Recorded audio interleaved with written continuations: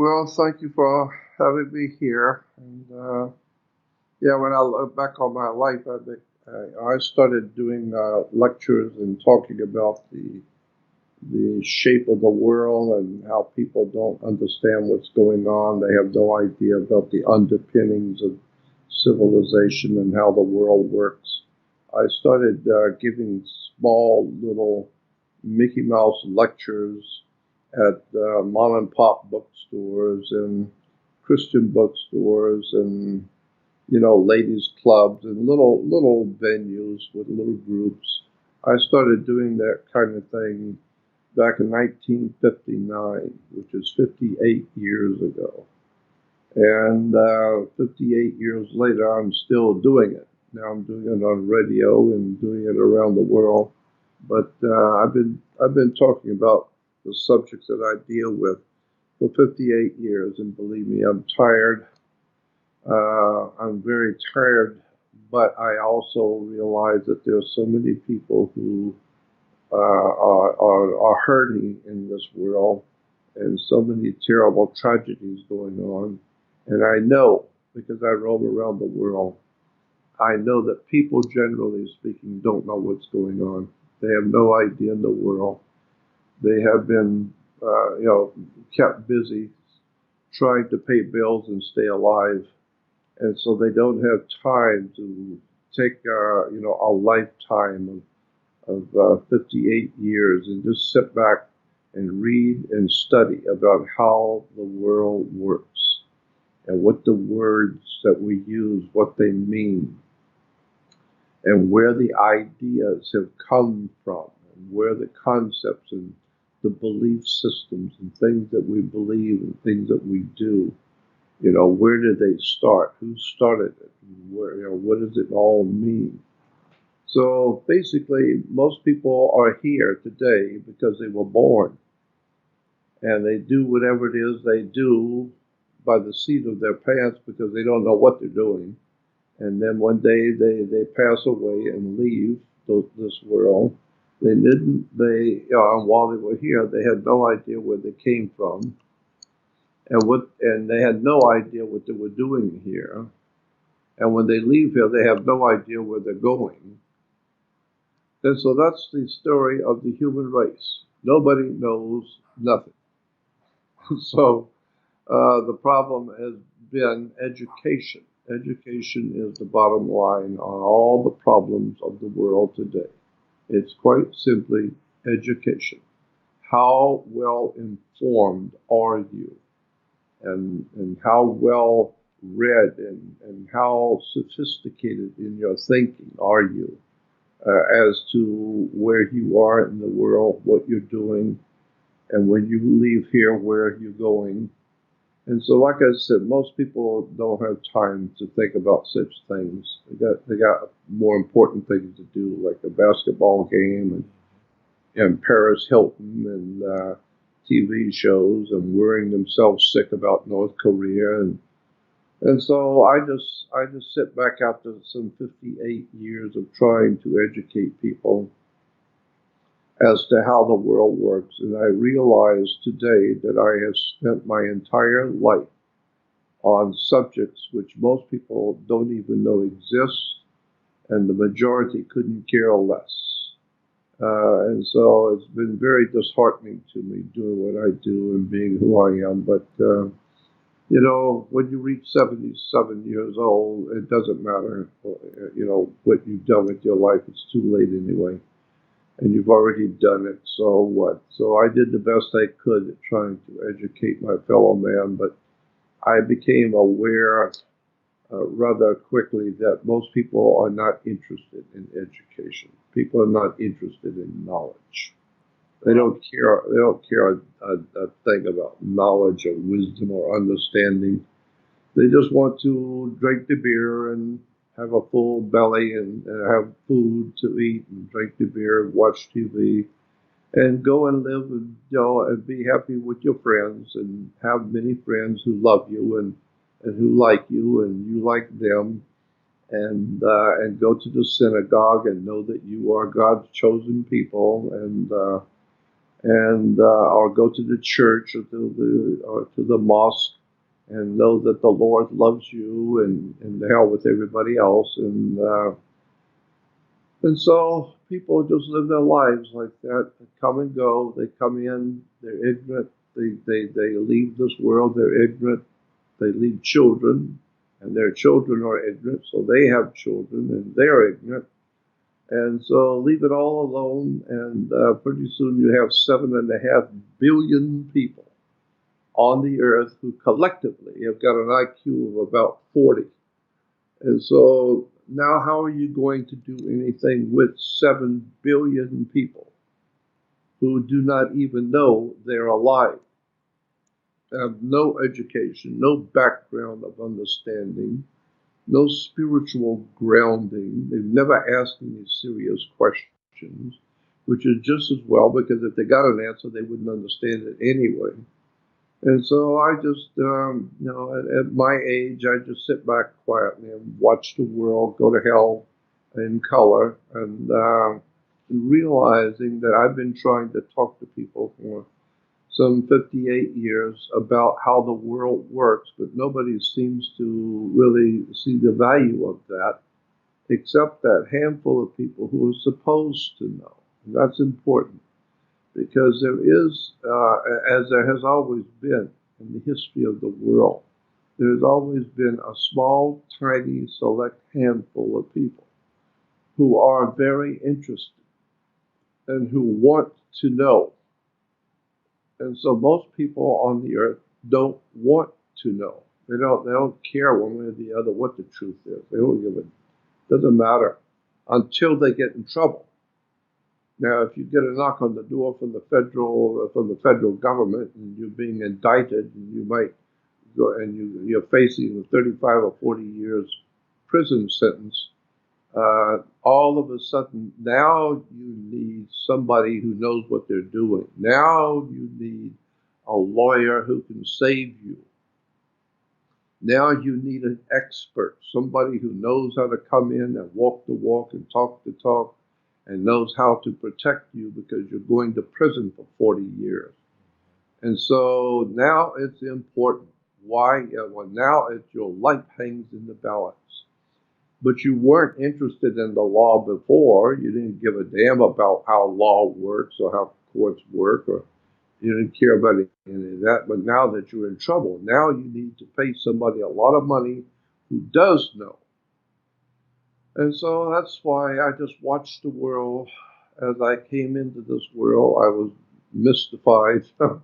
And the longer I live here, I'm even more mystified at the world I live in. But I realize that, it's a very old story. And that's why the New Testament story of Jesus, we call it the Bible, and the story of Jesus in the New Testament it's often referred to as the greatest story ever told. And the reason why we, generally speaking, call the story of Jesus the greatest story ever told is because, in point of fact, that's what it is. It is the greatest story that's ever been told. Why? Because it's the only story that's ever been told. It's been told over and over and over again for thousands and thousands and thousands of years. The same story has been told on the earth. Nobody got it to start with. Nobody's getting it now. And I'm confident that nobody's really going to understand it in the future. It's the oldest story ever told, and it's so simple that nobody ever figured it out. The New Testament story of Jesus is nothing more than a metaphor. It's a symbolic story. And that's why the Bible has Jesus saying to the people of his day, you have eyes, but do not see. You have ears, but you do not hear. And with your heart, you do not get the sense of it. And so today, like then, thousands of years ago, people have eyes. They're always looking, but they don't see what's going on. And they listen and they hear, but they don't hear anything. that makes any sense. It does. And with their heart, they don't get the sense of what's going on. So, but there's always been a handful, a select tiny handful, that will sincerely want to know, and they will be given because the scripture says, knock and it will be open, seek and you will find, Exactly. ask and it will be given. So, unless you're out there knocking and seeking and asking, then it's not going to be given. I mean, you can act like you can sit back in your lawn chair and talk about, oh, I wish this was wrong, I wish that was better, and I wish this and I wish that. Yeah, well, it doesn't mean anything. You can sit back there all you want and talk about it, but if you don't understand what's going on, then you might as well go on and have your beer and go on to the go to the ball game. Don't worry about it because you don't have anything to say about nothing anyway. And so I've said it many times, but I think it bears witness again to say that the American people, we do not have any power to do anything. We do not have any power to accomplish anything. And the reason why is simple because knowledge is power. And the American people have little to no knowledge about how the world really works, what's actually going on the earth and how it works. Very few people have that kind of sophisticated knowledge. And usually, those people that do have that kind of knowledge are very bright, smart, and very clever, and they know exactly how this whole dark, dirty world system really works, and they will use it to promote themselves. They will use it to trample over you and your rights, and use it to make themselves wealthy and powerful. But generally speaking, even the people in power today have no real knowledge of how the world works. And if they do, they know that they need to do whatever they're told to do because you can be killed today. You can die today in America if you know something you're not supposed to know, and if you go against the powers that be, you can be removed. And so people in politics and presidents and all the congressmen and people like that are in positions of power. They know that there is a power unseen that they have to abide by. And if you try and do anything with it, it'll kill you. John Kennedy wanted to face up to it, and they killed him and others in the past. So the bottom line is that knowledge is power, and so many people don't know what's going on. That's why they can't do anything to change anything. I mean, we like to brag about how we in America have the right to elect our leaders, but you don't have the right to select your leader. You can only elect, not select. And so any good person who could be of real value to the country will never be allowed to run for anything. And if there were, what there's probably never been, if there was someone who was truly a spiritually strong, powerful person in their own right, who wanted to do what was good for the country and for the people, and if they stood up and if they had the financial backing to run for president, so that you would have an incredibly important person running for president who was very, very good, very honest, believe me, he would be assassinated. That person would be killed before they even got into the running. Because that's the way America works. If And, you know something you're not supposed to, they'll whack you. and you said if these leaders, they do follow the, I guess, they have certain guidelines that they That's follow, right. and and they're pretty much puppets. We all know that. Even people Mm, that aren't into this type of thing that me and you and other people listening to this podcast are into, the alternative conspiracies, ancient arts, ancient mysteries, etc. Everybody knows that everybody in DC, they're selected to be there to pretty much to be the front man of the cabal. So with Trump in office now, do you think that, because you brought up assassination a while ago, do you think it's possible with him kind of butting heads pretty much on the world scene?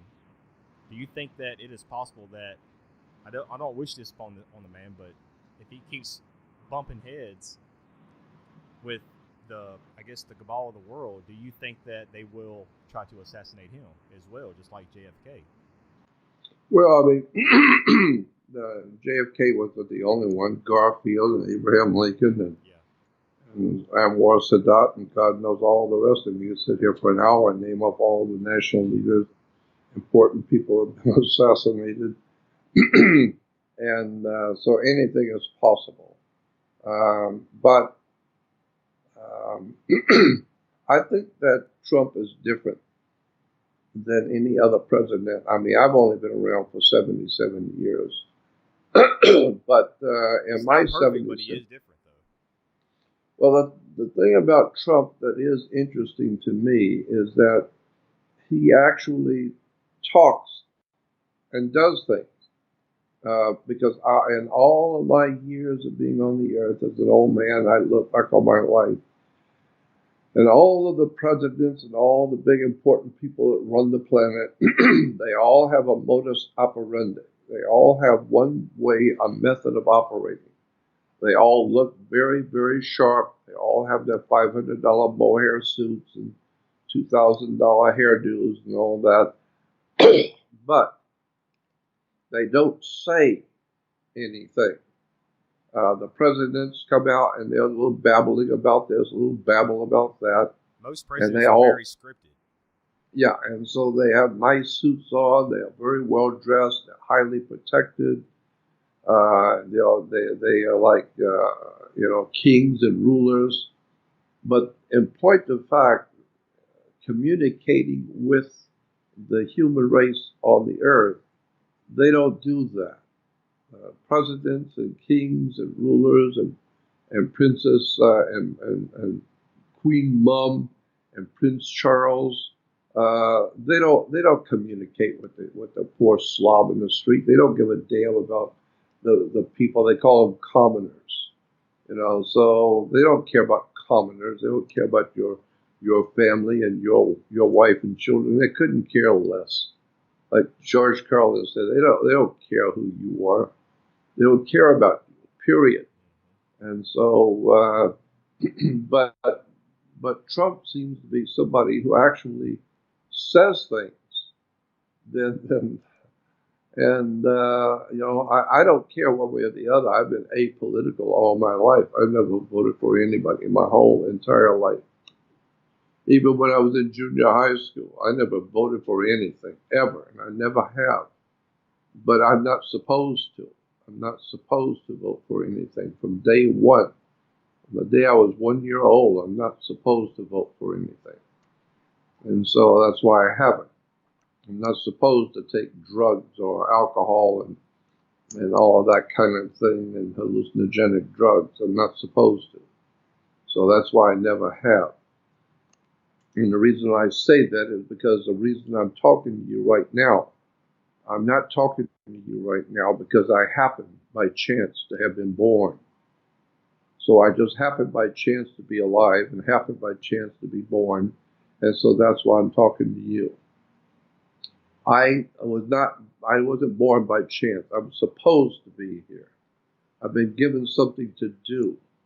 My life has been a meaningful life from as far back as I can remember as a child. I already knew I'm here to do something. I have something to accomplish and to do. And so as far back as 7 and 8 years old, I already started having other world experiences that were training me and guiding me to prepare me to be who I'm going to be when I get older. And so that's why I say I'm not supposed to do any of this. I'm not supposed to be political, because what I am doing today on the world scene is I'm trying to educate the human race, not as an American, not as a European, just as a man on the earth, a man speaking to his fellow man on the earth. And I'm supposed to do that. That's why I've spent 58 years of my life doing it.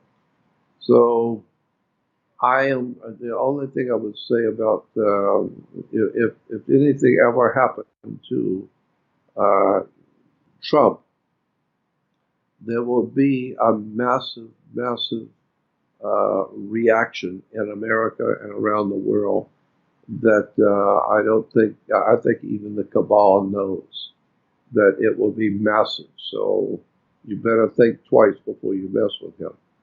And so, but I don't care. It doesn't matter to me what's going on in Washington, D.C. It doesn't matter. I don't care. I'm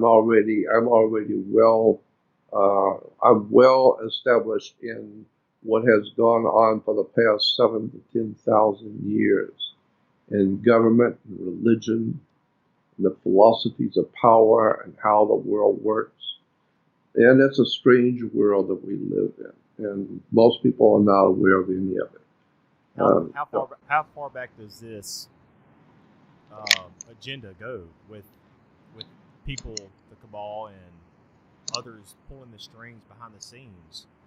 Also, well, I would think at least minimum of 7,000 years ago, because so many of the concepts and ideas that lead us today, say in international banking, in international and foreign relations, nations dealing with nations, especially in the field of theology and religion, and the field of education and commerce. All of these major uh, foundations for humans to live on the earth can be traced back to at least 7,000 years ago, to the Proto-Sumerians, the Phoenician, the Canaanites, the Hittites, going and then from there going into the Ottoman Empire, eventually also in the Grecian Empire. The ancient Greeks picked up on all these foundational concepts and ideas and incorporated them. I don't mean to cut you off, Jordan, but what caused that spark back then? Was there some type of, I don't know, divine intervention or extraterrestrial influence back then? That's exactly what it was. Exactly what it was. Exactly.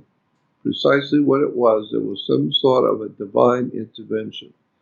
And bringing that subject up, you need to understand that so many people talk about evolution, but evolution is not a legitimate subject to debate on a world scale. There is, of course, evolution takes place. We know that there is certain evolutionary processes that do take place in all of life, but not the kind of evolution that's been taught by the Marxist-Leninist Soviet communists, uh, mouthpieces for the Soviet system in America. We call them professors, but they're actually nothing more than just useful idiots, as V.I. Lenin called them, useful idiots who will teach their own people all of our BS, and the people will believe it, and then one day we'll take over their government and take over their country and destroy them. Well, that's what's happened. So, but I think the subject, instead of being the important subject, instead of being evolution, should be intervention. That's where the real story of what's going on is. How come academia doesn't intervention. touch on that subject? Say it again. How come modern day academia doesn't touch on intervention, a possible intervention? Instead, they want to say that we have evolved pretty much from a puddle of mud. But why is it all over the world we teach our children Santa Claus and the Easter Bunny and Superman and the Simpsons and and all the other silly nonsense that we teach our children, how to play basketball and how to play tennis. And and how to ride motorcycles and all kinds of wonderful things that we teach our children, except the truth. You can't handle the truth. And so the reason why this kind of legitimate, real wisdom and knowledge is not taught, obviously, because the people who run this planet, and just understand there are people who own and run this planet, and they are not interested in you becoming highly intelligent and you doing your own thinking. They're not interested in that. Like George Carlin says, all they want is obedient workers. You just do what you're told to do and get your 12th grade education. You get a diploma, and that means it's a work permit. And now you can go out and get a job. Did they teach you anything? No, they just taught you what to kiss and when and how to write your name and how to do the little job you're going to do. But they don't teach you how to think. They teach you what to think, but not how to think. And so evolution is not the subject. The subject that you should be studying is intervention. Imply, that means somebody from somewhere out there in the universe came here to this earth. Because we're talking about going to the stars, so I'm sure there are other civilizations out in the stars millions of years ago who are talking about going out into space too. But some of them have been around for millions and millions of years. And their technology has grown and grown until finally they are able to go roaming in the stars. And so they came here. So I think what happened is that somebody came here a long time ago, and I'm talking about millions of years ago, hundreds of thousands, if not millions of years ago, and saw on this earth the indigenous creatures that were here, and they decided to begin to mess with their DNA and begin to recreate all kinds of strange creatures from what was already here. We're doing the same thing today. We're doing the same thing today. And in universities in Europe and America and Russia and around the world, we're taking one animal, we'll take a rat and give it other DNA from other animals and crossbreeding creatures. Yeah, just playing with it and see what you come up with, And so we know that they've been doing that for years. So somebody came here a long time ago and did that to us, and they have been, transforming us. And that's in the Bible. That's the whole story of the Old Testament as intervention. Somebody came here and changed us. So, Jordan, with this intervention from thousands, possibly hundreds of thousands of years ago, because with all the bullshit that is going on with the world today, if people that have followed your work, you talk about that this agenda, the New World Order ideologies, have been incrementally like a drip drop effect for thousands of years.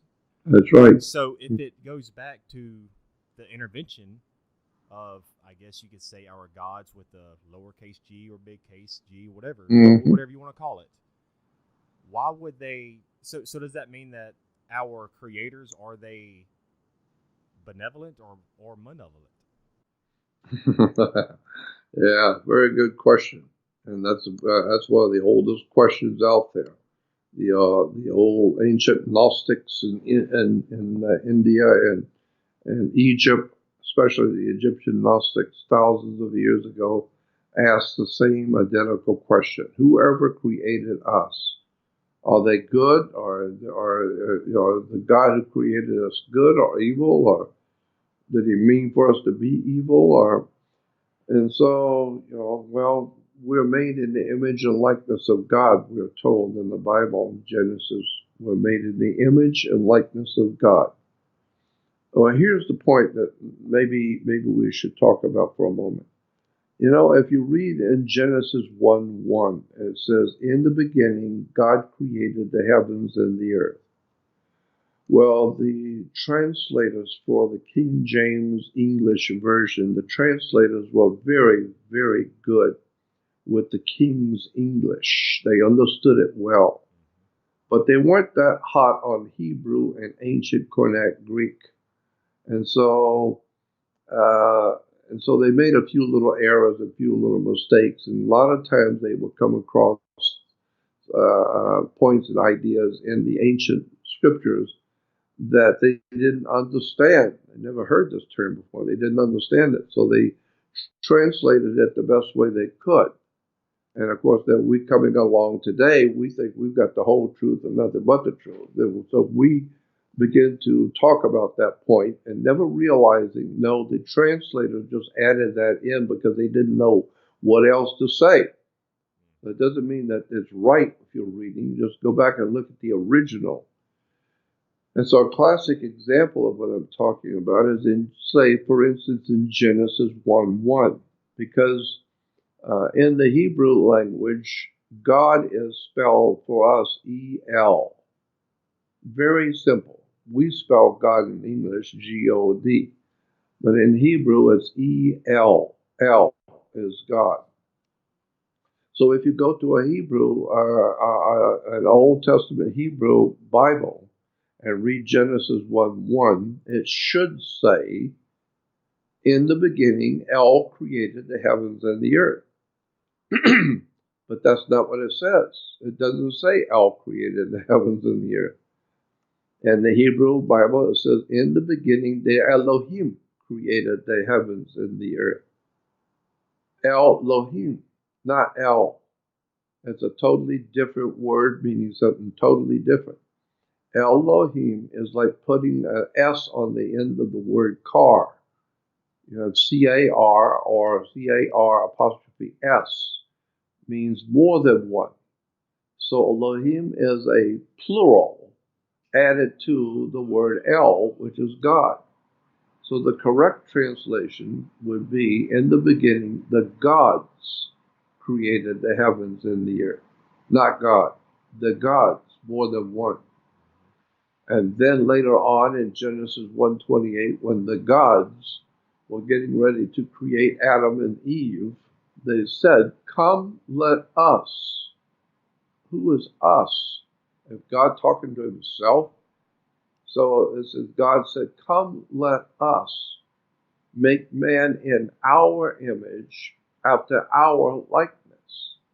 And so Christians will tell you, well, there it is. There's the first place we see that God created man.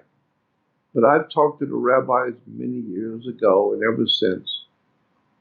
And the rabbis who are really well informed will tell you that nowhere in the Old Testament, nowhere does it say that God created man and woman. It doesn't say that. And so we say, well, God created the first man and woman. It doesn't say that. Go back and read it.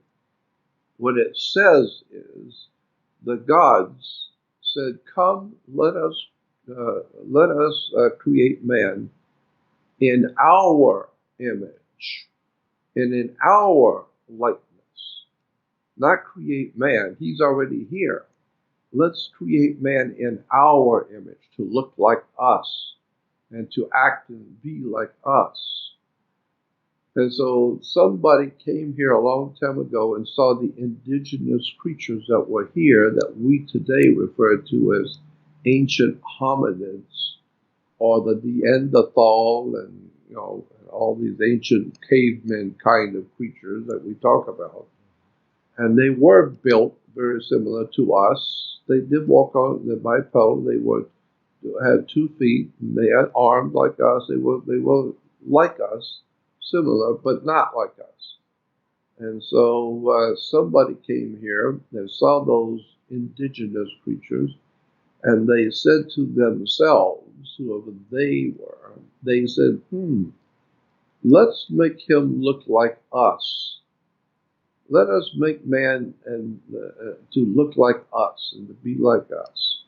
And then later on, I think it's in Genesis 3, where the gods looked down on the earth at the creation that they've created, and they said, "See, now man has become as one of us, knowing good and evil. See, man has become as one of us." And so the implication is that we are now made in the image and the likeness of the God that created us. Well, then that means that the God created us, who actually, in fact, created us, looks like you. He's about 6 foot, 6'2", and eats hamburgers and have a beer and sit there and talk with you, because he's like us, and he's made us in his image and likeness. And so, we have people around us who are absolutely loony and wackos and crazy. So is it Well, possible, Jordan, that it seems like with this intervention, the intentions were good. The intentions were really good of the gods that came to intervene. But do you think that there were a few bad apples, a few bad generals, I guess, for lack of a better term, and they kind of they did their own maybe experiments, or maybe they mind controlled their, I guess, us? Well, let me ask you something. Isn't that the story of the world? Isn't that what's happening today? Exactly, I mean, exactly. isn't that, And that's why I kind of bring it up, because it seemed like at first their intentions were good, according to your work and a lot of other researchers' work. But maybe you had a few bad apples that brought about these ancient arts, these ancient societies. The scriptures expressly says, "Let us make man in our image, after our likeness." So we're to be made like God, like the gods. Well, then if we're made in the image, looking like them, and in the likeness, and now the way we act and live, if we're made in the image and likeness of the gods, then that would tell you that yes, as above, so below. As above in the heavens, the gods, there are many extraordinarily brilliant, important gods who are good and decent and want to do something of value. And then there's going to be others who are there also, who are wicked and loony and strange, and giving themselves over to sex and drugs and dark secrets. And so, like us, there's all kinds of good people in the city, and then there's all kinds of ignorant people in the city, and then there's all kinds of criminals in the city. Well, we're made in the image and likeness of the gods who created us. So there's good, bad, and crazy, and indifferent, and loony in the spirit world also. We call them demons and devils and poltergeists and spirits and ghosts and so there's a whole world of knowledge out there that we've never been privileged to know about in relation to those who created us. And so, I would like to give you my little theory on what yeah, we're discussing with that, and it might be just a little winded at first to bring up my point. yeah, But okay, let's go to the pyramids at first. There's pyramids all over the world. You have them in South America. You have them in the Middle East. Or Egypt. You have them in India, Japan. They're everywhere. In the United States, the pyramids are everywhere, and they're even saying there's pyramids in Antarctica. And so, do you think that with this intervention that happened so long ago, let's say these gods, they came here, and I like to look at these gods. Let's say they were like a bunch of generals in the military, and they were stationed all over the world to conduct their experiments. So, and because researchers have fathomed, why are there pyramids all over the world? They did not have this travel back then. So why do they have all this same type of technology? So with all these gods landing in different parts of the world when they came here to intervene with us, is it possible that the bad apples that I was talking about a while ago, they may have landed in the Middle East? Because what has happened in over the past couple thousand years, wars, famines, rumors of wars, etc. Do you think something like that is possible? of course it is. I was in business with Zechariah Sitchin. I didn't just know him. I was in business with him. I got him sent to 5 different countries. I helped get his books published. I got him into speaking at international conferences and radio and television. And because I was in business with him for quite a few years, I had opportunities to sit and talk with him over and over and over again, all over. Every time he would go to some foreign country, whatever I would sit and talk with him, and I asked him all kinds of questions about this kind of thing too. And so, yeah, it's overwhelmingly obvious that somebody came here. They're very highly intelligent, but they're not human. They've come here. They look like you. They look human, but they're not. And so in South Africa, for instance, in Central and South Africa, there's mining companies that have gone down into the earth so far, far more than any other mining companies do. And they've gone down into the earth where they've hit strata, which is at least 3.5 billion years old. And paleontologists all over the world agree. All over the world, paleontologists agree that if you go down to a certain depth, way down, that you're going to be in strata of the earth that's at least 3.5 billion years old. And so when they go down there and they're digging, they're bringing up handmade artifacts, beautiful handmade artifacts, molten metals that are carved into and made into simple little artifacts with writing and printing on them, and things that we are amazed to find in strata, which is 3.5 billion years old, intelligently handmade artifacts out of metals, the different kinds of metal, out of gold, etc. And so the implication of that is that somebody was here, obviously, 3.5 billion years ago, and they knew metallurgy. They knew how to melt metals and carve artifacts with different metals, and then they died and left it where they were. And so we're talking about 3.5 billion years ago, somebody was on the earth creating handmade artifacts. 3.5 billion years ago. So is it possible that there have been many throughout millennia, many of interventions throughout the ancient history, up to a couple thousand years ago, 100,000 years ago, and like you said, 3 billion years ago, or 3 million years ago? I would say up till last Wednesday, because whoever and whatever that life form was, 3.5 billion years ago, they obviously came here from somewhere, and it implies that they were a lot smarter than we are, and they could still be here. You know, they reproduce too, so maybe their kind are continually reproducing themselves like we do, but they were far smarter than we are. Excuse me. And as such, they keep away from us, you know, and they make sure we don't see them. But they're around. There are many times that we know that strange creatures are seen in this world. And now, because of the advent of the video cameras, we're now seeing on YouTube all kinds of strange phenomena and creatures that people happen by chance, just happen to have a camera along and start filming.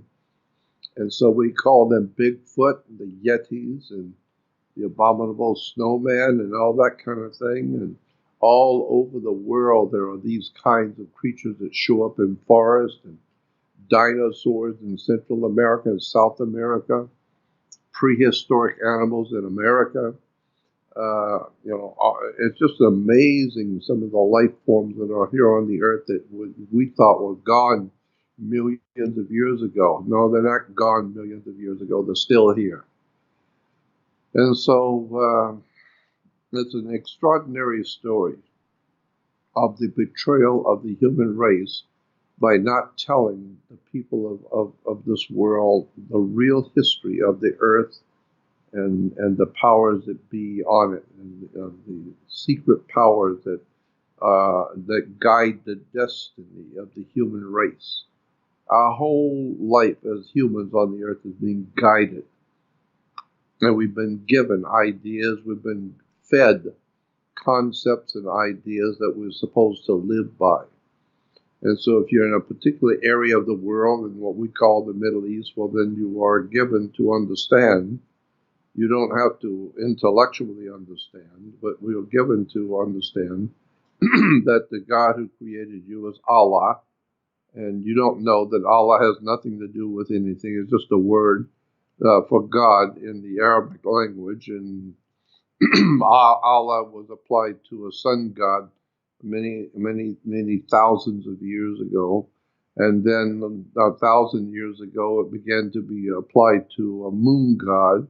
And today it's just applied to something. No, the Islamic people don't know what God is. All they know is they bow down and kiss the ground 3 times a day to worship Allah and have no idea in the world what Allah is or who it is. And that kind of brings me back to my point, Jordan, with when I was telling you about my little theory. Whenever the gods come here to intervene, they landed all over the world, different parts of the world.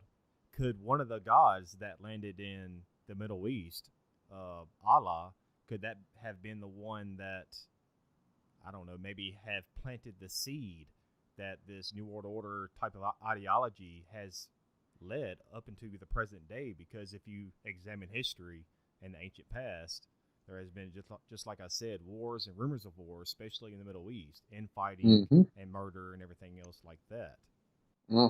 Yes, and I think that's exactly right, because the more we change, the more we stay the same. We're still worshiping the same old Allah, that was done thousands and thousands of years ago as a moon god. And then, 1,000 years before that, Allah was a sun god. And today, it's a whole bunch of ideas and understandings. But Allah, yes, very, very most likely, it makes sense to me that Allah may have been actually an extraterrestrial who was one of the many that came down here, and they said, "Come, let us." Oh, what do you mean us? All of us, us. Come, let us make man in our image, after our likeness. Well, let's make him look like us. And then when they did that, we will now divide them. You can take because you're a God and I'm a God. We're all 15 of us are gods. So then we divide up the spoils. You take the blacks and he takes the brown, and the other guy says, I want the Chinese, I want the yellow, and the other saying, no, give me the Jews, and another one says, no, give me and so they're dividing us up. They've created us now. Now they divide us up as to who's going to own who and who's going to have control over what group. And that's why there's so many religions up today. Yeah, and that's why there's so many religions. Because each religion has their own god, which back in the day, like we're talking about, the gods came here and landed, I guess, different parts of the world, and they created, they did this intervention and eventually led to a religion of that God that that's exactly right. Territory on the world. And that's why in the 10 Commandments, a story in the Bible, if you go back to the Old Testament, read about the 10 Commandments, it says, God said to the Israelites, God said, I am the Lord your God, and I shall not have strange gods before me. What is being said there, nobody's looking at very closely. Go back and read it. It says, I am the Lord your God. There are other gods. There's about 20 of us here, but I am the Lord your God, the one you chose. And so I don't want any other gods before me. Well, that's the same thing a guy will say to his girl when they're going steady and going to get married. But why I'm is the that, guy. Jordan? Is that because do you think that these gods were infighting amongst each Yeah. other? hmm That's the way we are. That's the way we are in any big company. We're made, You wouldn't think a we're highly made in advanced, I we are guess. made in the image and likeness of God. Therefore, when you get high up in the power and organizations and government and syndicates and mafia and anything else, the guys at the top are always fighting for power to see who's going to be the big boss, the boss of all bosses. And You so I'm just saying that this is why, the guy says to his girlfriend, that they are engaged and to be married. Well, I'm the man in your life. Yes, there are many other handsome and good-looking men, and there are many young men around, but I'm the man that you are committed to. So I am the Lord your God. I'm the man your man, and I don't want to see you with other men. The same thing with God. I am the Lord your God. I'm jealous and I don't want to see you with any other God. I am not the all encompassing, all God. No, no, there's just many of us. But I'm the Lord your God. And so I won't have any other gods before me. He didn't say there were no other gods. He just don't want you messing with any of the other gods. So, anyway, the bottom line is that the world of religion, the world of government, the world of commerce, the world that we live in is totally, totally different than anything you've ever heard. When you really start to look at it and understand where it's going, where it's come from, it's an extraordinary story of how much the people of this world do not know about where we've come from, where we are now, and where we're going. But it's really very frightening because now we have 7.5 billion people on the earth, and that 7.5 billion people can reproduce overnight, and that's a lot of people being born, and they all want to eat. They all need to eat. They all need to sleep. They all need fresh water. And so now you've got a problem that's monumental in the size that it presents. You've got 7.5 billion people who want to eat 3 times a day. Where's the food coming from? And where's the fresh water? Well, there ain't none. There is no fresh water. And if there is a place somewhere on the earth that has fresh water in a bay or in a lake somewhere, that's not going to feed the world. So where are you going to get the fresh water for them to take showers and drink and cook? Well, there is no fresh water. It's all contaminated. And so, well, then you have to give them water out of a bottle. So now, even in America, I mean, I've been around the world many times, and when I'm in Egypt or in the Mediterranean area or Europe, Africa, people drink water out of bottles. Why? Because the water there will kill you. The water is so polluted that you have to buy bottled water. Well, today in America, that's the way we drink water in America, bottled water. Why? Simple. There is no clean water, period, on the earth. Bottom line, there is none. Well, yeah, but you've got got 7.5 billion people who do not look at the future, who do not know how to spell future. They don't know anything about the future. All they know is how to reproduce and create. And so it's a very exciting and wonderful idea to create life.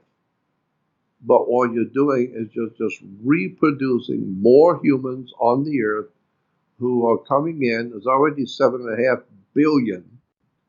And so now that many more billions are coming in, and there's already no clean water. There's already no fresh food. There's already, devastation everywhere. But that's all right. We got billions and billions more coming in, and so we don't. It doesn't matter as long as everybody's fed and everybody's got their beer and pretzels and hamburgers and ball games. Nobody's thinking about the future. And it So seems it's like just this like, is a prison planet, of course. And yeah, but that's why? what I think. How come? Because we have lived in this. It's getting worse day by day, year by year. For the past thousands of years, it's incrementally have gotten worse. But it seems like, I guess back to what we were talking a while ago with these gods that came here to intervene amongst us or with us. It seems like the evil gods, if lack of a better term, it seems like they are winning. They have created this prison planet amongst us, and they use certain leaders amongst the world. We call them the cabal, the Illuminati, or whatever. It seems like they are Mm. winning. How come the good gods? How come they have not stepped in and intervened and have taken control of all this evilness that has been going on the past thousands of years? Well, I got to tell you, that's a very good question. I think I've asked myself that question, God knows how many times. You're right. How come we're the good God? We're the good that we're always talking about how God is love and God loves you and all of that. When in fact, no, the Bible doesn't say God is love.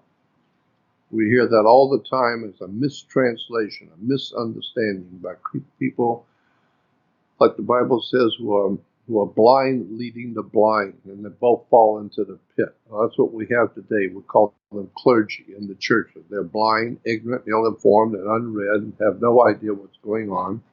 And they teach the millions and millions of people in the churches the same stupidity and ignorance. And so it's the blind leading the blind, and they all fall into the pit. So once you begin to see that the whole world has been misled, it's just incredibly frightening because I can see where the world is going. More and more people are being born every day. Nobody thinks about that. Nobody's worrying about it, and everybody's thinking, "Oh, we're going to have a baby. Isn't that wonderful? They're having a baby." Yeah, well, 7.5 billion people will multiply themselves into 10 billion. And that 10 billion will ultimately, within a few years, multiply itself into 13 billion. And eventually, we're gonna end up in a place where you've got the entire earth filled with people and an IQ of 40, where nobody has any education, no understanding, no spiritual grounding, no conceptual understanding of where we've come from, what we're doing here, or where we're going. We just have more babies and more babies and more babies, and there's no water to start with. There's no clean food to start with. There's no safe place on the earth to start with, but it doesn't matter. We got to have more babies. So in time, we're going to wake up. The human race will wake up to a day which is coming when we will finally see what we have done to ourselves, and there will be no way out for us. It will be no longer any way out of the situation. We will have put ourselves into an unbelievable apocalyptic situation where there's so many people by the millions in the big cities of the world and starving, sleeping under bridges, broke, having no money, having nothing, and especially in Africa and Asia and around the world. So I just see that the end of the human experiment is coming. And I am telling you, unless and until there is intervention by a higher force in the universe bent toward good, if there are such entities in the universe as good and creative gods or spirit entities who are here to help us or who created us, if somebody does not intervene from on high into our earthly existence and do something to help the human family, then there's just no hope for us because the people themselves have no idea in the world what's going on. They have no education. They have no spiritual insight into where we are as a creature, as a creation on the earth. So here we're talking about going out to the stars, we're going out to the moon, and going out to Mars. Why? Because the people at the top know this earth is not going to be here much longer. It's going to be chaos soon, and they know it. The big shots who run this planet, they know what's coming. They can see it. 7.5 billion people reproduce themselves. We don't have enough food to start with right now. Well, wait till you have 17 billion, and that's not that far off. And so eventually, mankind is going to have to get off the earth. He's ruined it. He's messed it up. He's polluted every single facet of the earth. And now there's 20 billion more people coming out. It's just a frightening situation. But Jordan, I don't think people like me or you are going to have a first class seat off world. If you know what I mean. Mm-hmm. And it's going to be the ones, the cabal, the whatever you want to call them, the Illuminati, the leaders, the ones that call the shots behind the scenes, the ones that have the money to put these corrupt politicians in office, the ones that are calling all the shots. They're the ones that's going to get this first class ticket off world. Oh yeah, you're right. So you're not gonna get nothing. It used to be. Look at when I was a kid. It used to be. I remember hearing that they said good guys finish last. But that's not the case anymore. I mean, I remember hearing, yeah, well, good guys, they finish last. No, it's not the case anymore. It's changed. Today, it's good guys don't finish at all. Period. If you're good, you will either die, or you're going to be broke, or thrown into prison, or mocked and finally die in a pauper's grave. If you're really good, if there's something really intrinsically good about you, you'll go to prison. In America, no good deed goes unpunished in America. And so if you are here in America, for instance, and you're trying to do something to help your fellow man medically or educationally, or to do something to help the human family in their condition, you will go to prison, and you will pay, and you will pay a horrible price, because the people who are in power do not want the people of America helped. They don't want to help them. They want them dead. They want them out of the way. They're tired of the masses of people in America who believe that they are free. They're tired of seeing people running around in America talking about we're the land of the free and home of the brave, and we're free, because the masters are not interested in slaves who think that they're free and they want to be free.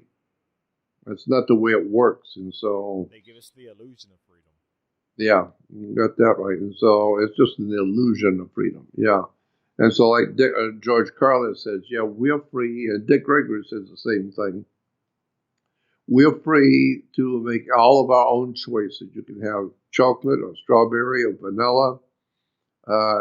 We can choose anything we want as long as it's ice cream. But that's it. Anything else, you don't have any choice. And so it gives you an idea that you have a choice. You can pick chocolate or vanilla or anything you want.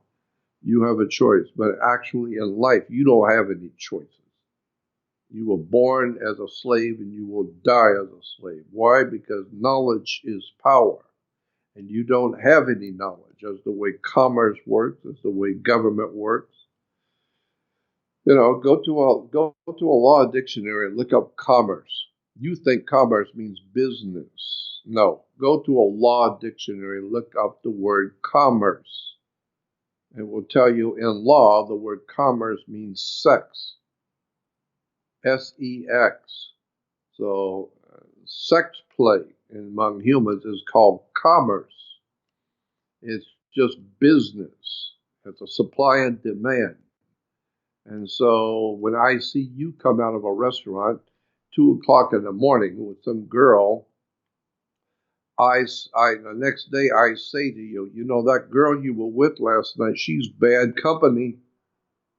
And you say, mind your own business. And then I find out you're going to get married and she's going to be your partner. What are you talking about? Partner? Business? You know, and to mind your own business. Well, I don't care what you're doing with her because it's none of my business. But she's bad company. So as long as she's not my company, I don't care. That's your problem. It's your business.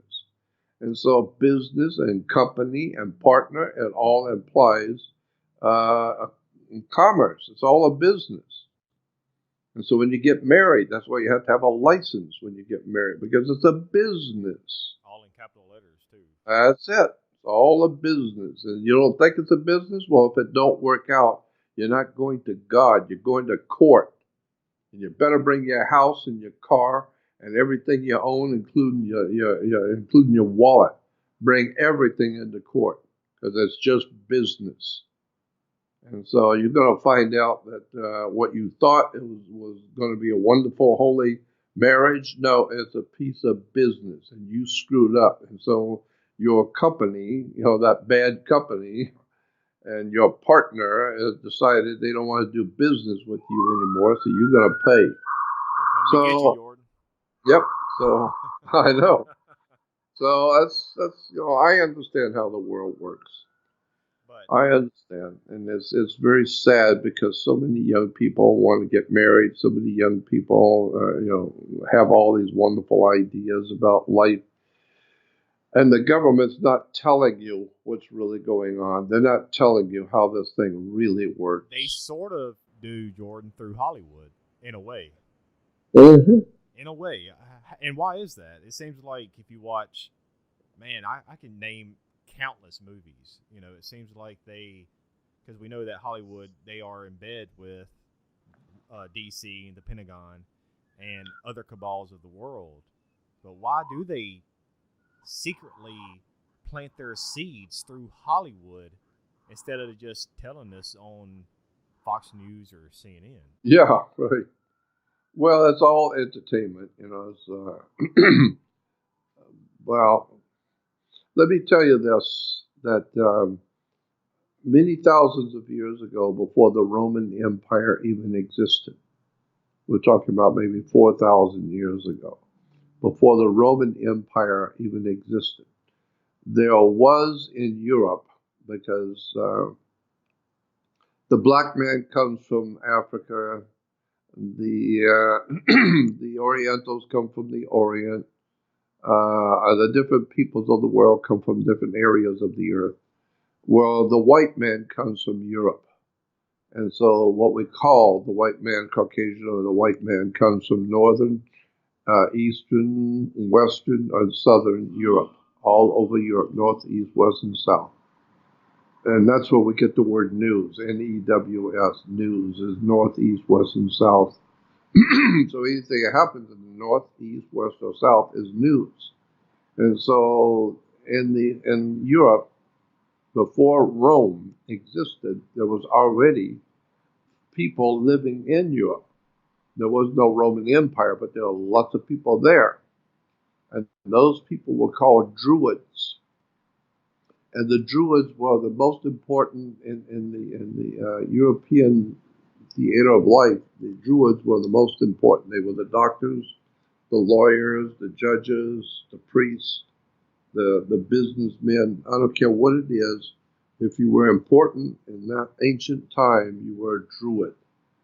And so one of the most important symbols that was used in the Druid system of power in Europe was a magic wand. Like today, we have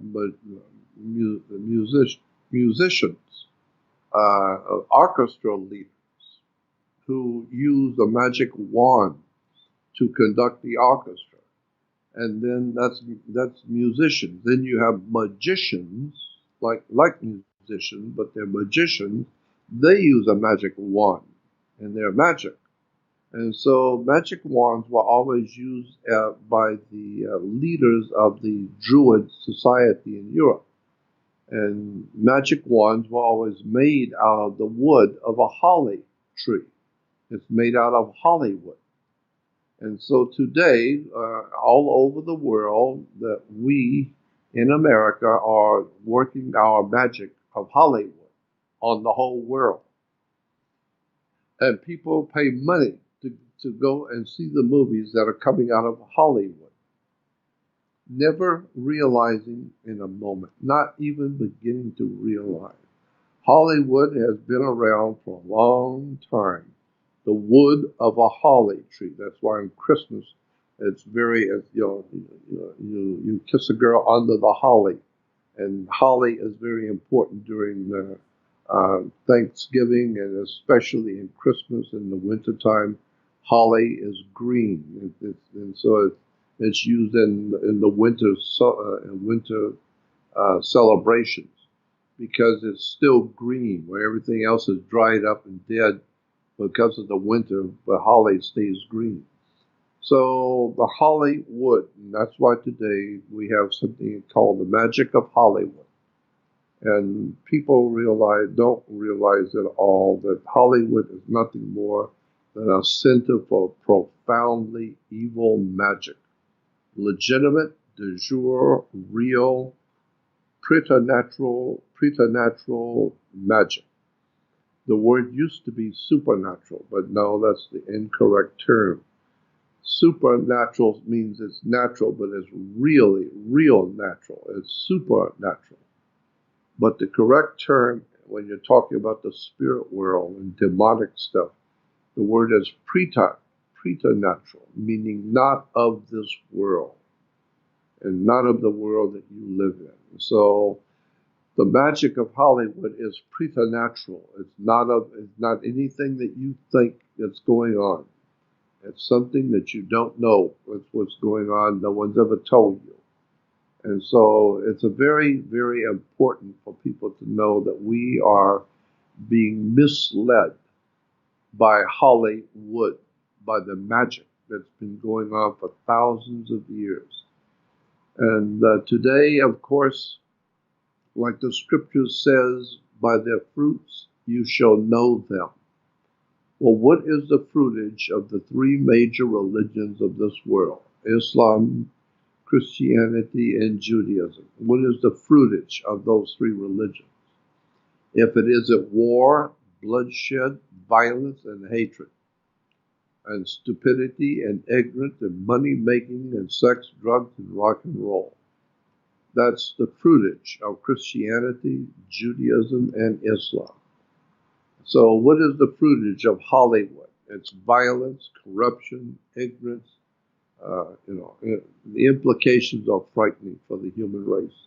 We have nothing going on in the human family that is helping people to understand the world they live in, where the words come from, and how to conduct yourself, and people go to court every day, never realizing why do you go to court? Well, you play basketball on a court, you play tennis on a court. So, well, how do you play tennis on a court? You play with a racket. Yeah. So once you begin to see how all of this is Hollywood magic, the whole Western civilization on the earth is all a magical, demonic depravity. And it's beginning to look like it now that it's all falling apart. Now it's beginning to look like some monstrosity that we didn't know what was going on. And now you're beginning to see the very portals of power on the earth. The American political system, the Russian political system, the whole international system of power on the earth is collapsing. There's wars and rumors of wars and violence, bloodshed, a lack of clean water, no food. It's all very frightening, and it's all coming to a head, and it's all coming to a head very soon. And the people have never been told any of it. And to round things up for this time, Jordan, where do you see this all heading? And is there an optimistic future for mankind? Well, I've had people tell me that, well, they hear me and they say, well, Jordan, people are waking up now. People are beginning to wake up around the world. And I say, well, it's about time. I've been talking to them for 60 years. It's about time people wake up. But then I say, just because people are waking up, that's what you do when you're in prison. When you're in a federal prison for 40 years, every morning you wake up. It doesn't mean you're going anywhere. It doesn't mean you're any better off. If you had any brains, you'd just go back to sleep because you're not going anywhere. Nothing's going to change just because you wake up. And so, and of course, I got a lot of people saying, well, there's a light at the end of the tunnel. And I say, yes, it's a train coming. I think that what the world is heading toward right now is an all-encompassing, apocalyptic day of a day of understanding. And I'm trying to figure out what word to use. When the whole world will one day wake up and find out that for 10,000 years we have been misled purposely into becoming who we are now and purposely setting us up so that we will fail on the world scene. And the world's going to find out that we have been misled purposely by some very powerful creatures and entities that we don't know even exist today. And that's what I've been trying to do, and is to help people wake up to find out how the world works while they still can do it. And since we're coming to the end of the program, I would like to say to everyone, if you're really interested in the dark side of what's really going on, where we've come from, where we are, and where we're heading, I've been doing this kind of study for 60 years. So what I have is I have a website called Jordan Maxwell Show, SHOW, Jordan Maxwell Show.